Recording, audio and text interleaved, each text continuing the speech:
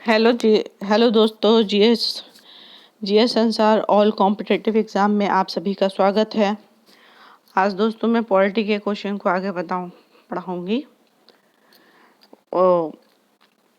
225 तक हम लोगों ने पढ़ा था। 216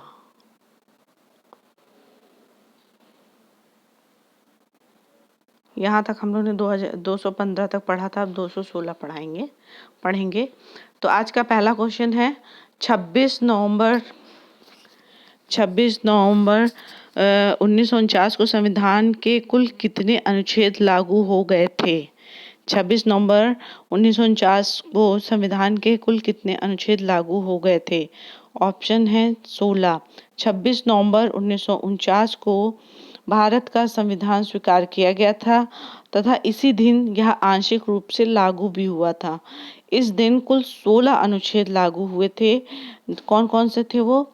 नागरिकता, राष्ट्रपति की शपथ, चुनाव आयोग, अंतरिम संसद, अंतरिम राष्ट्रपति इत्यादि से संबंधित अनुच्छेद 26 नवंबर 1949 को ही लागू हो गए थे। आज का सेकंड क्वेश्चन क्या है? आज का सेकंड 217 संविधान सभा की एकमात्र महिला सदस्य जिसने देशी रियासतों का प्रतिनिधित्व किया था। एनी मस्कनी संविधान की 15 सदस्यों में से एक हैं जिन्होंने देशी रियासतों का प्रतिनिधित्व किया था।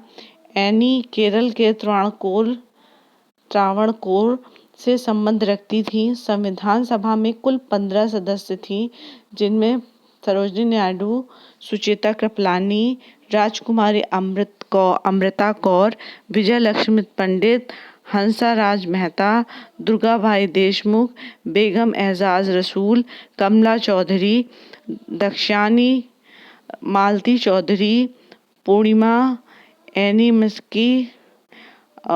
मस्किनी, अम्मू स्वामीनाथन, लीला रॉय और रेणुका रेथी। अब 18वां क्वेश्चन है ये, क्रिप्स मिशन भारत में किस वर्ष आया था। क्रिप्स मिशन भारत में किस वर्ष आया था ये 1942 को। संविधान सभा का निर्माण किस मिशन के तहत हुआ था। मिशन से हुआ था, कैबिनेट मिशन के तहत हुआ था।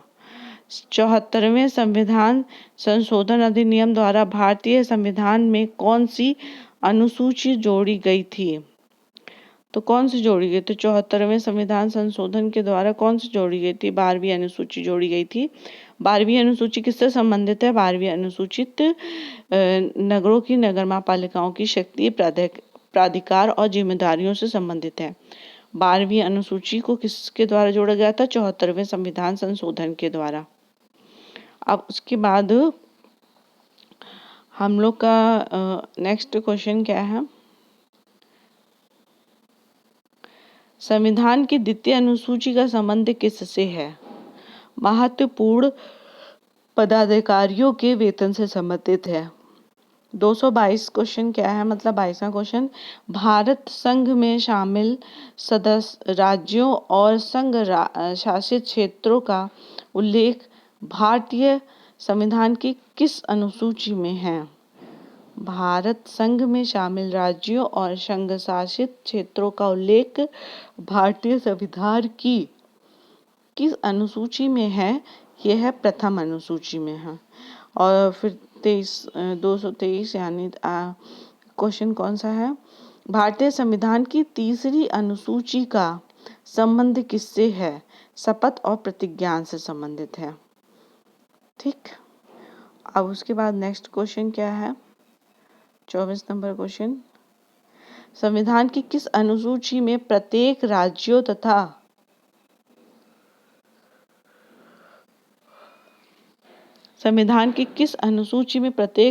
तथा राज्य क्षेत्रों के लिए राज्यसभा में स्थानों का आवंटन की सूची दी गई है? चतुर्थ अनुसूची में दिया गया है। 25 नंबर क्वेश्चन क्या है? 225 संविधान सभा द्वारा अंतिम रूप से पारित संविधान में कुल कितनी अनुसूचियां थीं? 8 अनुसूचियां थीं। इसका विस्तार से हम लोग व्याख्या देखते हैं। संविधान सभा द्वारा अंतिम रूप से पारित संविधान में कुल 8 अनुसूचियां थी। वर्तमान में संविधान में कुल कितनी है? 12 अनुसूचित है। 9वीं किस संविधान संशोधन के द्वारा जोड़ी गई? ये क्वेश्चन आता है, टैग करने को आ सकता है। 9वीं अनुसूची को प्रथम संविधान संशोधन 1951 के द्वारा जोड़ा गया। 10वीं अनुसूची को 92वें संविधान संशोधन द्वारा, 11वीं अनुसूची को 73वें संविधान संशोधन के द्वारा, 12वीं अनुसूची को 74वें संविधान संशोधन के द्वारा जोड़ा गया। निम्नलिखित में से कौन से मामले में सर्वोच्च न्यायालय ने निर्णय दिया कि दल बदल के संदर्भ में सभी शक्तियां संबंधित सदन के अध्यक्ष में निहित होंगी कि हो तो होलोहान मामले में? इसमें क्या कहा गया कि सर्वोच्च न्यायालय ने क्या निर्णय दिया कि दल बदल के संदर्भ में सभी शक्तियां संबंधित सदन के अध्यक्ष के पास होगी। ये की हो तो होलोहान मामले में कहा गया। निम्नलिखित में से दल बदल के आधार पर निर्वाचित सदस्यों की अयोग्यता संबंधी विवरण किस अनुसूची में दिया गया है? ये दिया गया है 10वीं अनुसूची में। हाँ, 10वीं अनुसूची में 92वें संविधान संशोधन 1885 के माध्यम से 10वीं अनुसूची जोड़ी गई थी, जिसमें दल बदल का विरोधी अधिनियम दिया गया। फिर उसके बाद क्वेश्चन नेक्स्ट है, निम्नलिखित में से संविधान की 6ठी अनुसूची किस राज्य में लागू नहीं होती है? तो इसका कितने 4 राज्यों में लागू होती है? असम, मेघालय, त्रिपुरा, मिजोरम, है ना। 6ठी अनुसूची किस राज्य में लागू नहीं होती है? असम में होती है, मेघालय में होती है, त्रिपुरा में होती है और मिजोरम में होती है। मणिपुर में लागू नहीं होती है। 92वें संविधान संशोधन अधिनियम के तहत कौन सी भाषा जोड़ी गई थी? मैथिली जोड़ी गई थी। 92वें संविधान संशोधन के द्वारा 2003 के तहत 8वीं अनुसूची में 4 भाषाएं जोड़ी गई थी: डोगरी, बोडो, मैथिली और संथाली। और इस समय 22 भाषा हो गई हैं। अब चलिए, देश और इसके स्रोत है, मतलब भारतीय संविधान में कौन चीज कहाँ से ली गई है। एक तरफ देश दिया हुआ है ब्रिटेन, आयरलैंड, कनाडा, ऑस्ट्रेलिया। दूसरी तरफ स्रोत है राज्यसभा में मनोनीत सदस्य, विधायी प्रक्रिया, प्रस्तावना की भाषा शैली, अवशिष्ट शक्तियां। तो अब इसका मिलान देखिए क्या क्या है।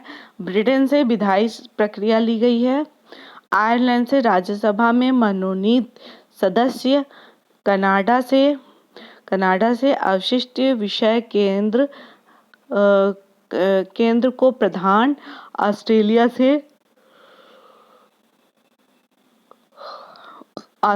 से प्रस्तावना की भाषा शैली। ठीक, 31 नंबर क्वेश्चन क्या है? भारत के संविधान में राज्यसभा के सदस्यों के चुनाव की प्रक्रिया का समावेश कौन से देश में किया गया? भारत के संविधान में राज्यसभा के सदस्यों की चुनाव की प्रक्रिया का समावेश कौन से देशों से किया गया? कौन से देशों से किया? राज्यसभा के सदस्यों की चुनाव की प्रक्रिया का समावेश कौन से देश से किया गया है? दक्षिण अफ्रीका से किया गया है। भारत के संविधान में केंद्र सरकार द्वारा राज्यपाल की नियुक्ति जैसे प्रावधान कहाँ से लिए गए हैं? कनाडा से लिए गए हैं। भारतीय संविधान में केंद्र सरकार द्वारा राज्यपाल की नियुक्ति ये संविधान का किस प्रावधान से लिया गया है? कनाडा से लिया गया है।